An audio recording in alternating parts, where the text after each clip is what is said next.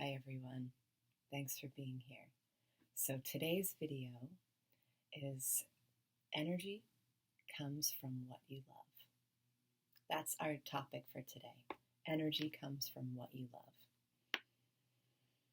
Yes, right? Energy comes from alignment, from us being aligned with what's really good for us, aligned with our heart, aligned with our spirit, connected to what we really need. Energy comes from a lot of places. Good connections, healing, safe, loving connections that can give us energy. Energy comes from self-love,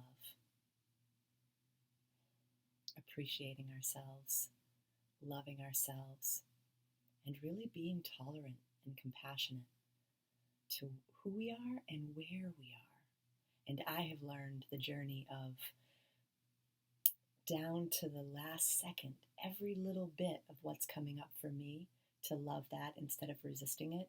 That gives energy, okay? And I'd love to hear from you where you get your energy. And as a health and wellness coach, especially in the beginning of my journey, back in my 20s, where I was focusing specifically on nutrition, lifestyle, self-care, exercise, certainly it can come from eating well and taking care of our bodies, but it wasn't long into my journey as a coach where I realized it's not about brown rice and kale, all right? So let me talk about my favorite place that energy comes from, and that is when we are aligned with what really lights us up. And it can be a journey to identify what really lights us up. If you have been through a lot, and I bet you have, you might not know what you like or what you need right now. And I want you to know that's really normal. A lot of clients come to me in that place. So I honor right where you are. Don't give up.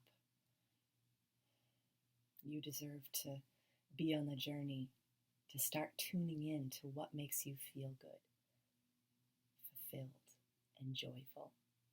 So let me tell you, we had a concept back in my original coach training was at the Institute for Integrative Nutrition. We had a concept between secondary food and primary food.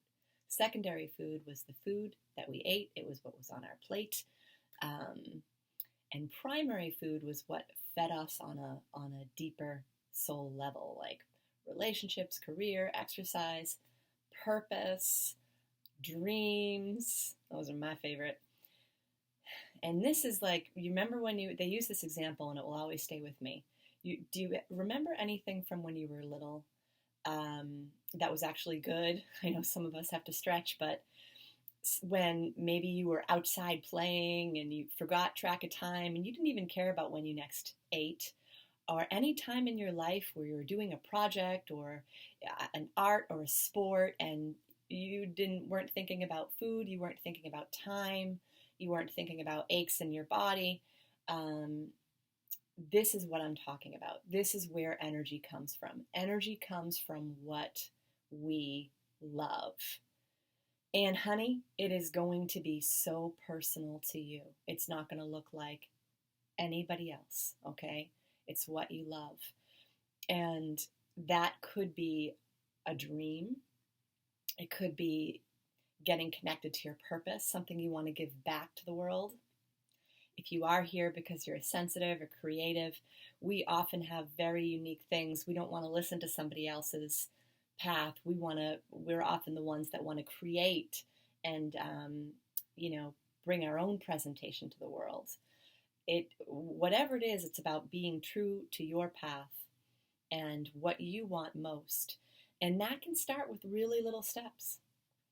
Like, nothing would make you happier than 15 minutes sitting out in your backyard and listening to the birds and being with your pet. 15 extra minutes that you're going to carve out for yourself. And with the way the world is, with all of the responsibilities that we have, our job, trying to stay afloat financially, our kids, our parents, we've got a lot that we're responsible for. So I'm not making light of how difficult it can be to find time, space, and energy to tune into what you love. But I am going to take a stand that if you make this a priority of carving, if you had to do one thing for yourself, forget about the should, forget about forcing yourself to eat an apple to find energy. Find the one thing that really lights you up.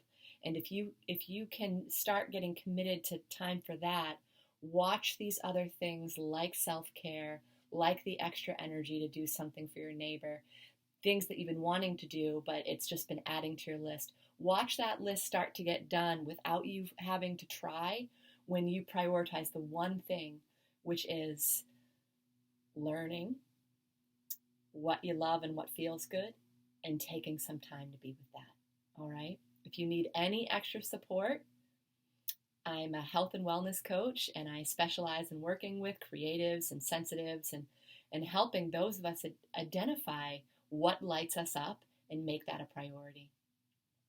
I'd love to hear what you're up to and what's lighting you up and where you're getting your energy these days. Thanks, everyone. See you for our next chat.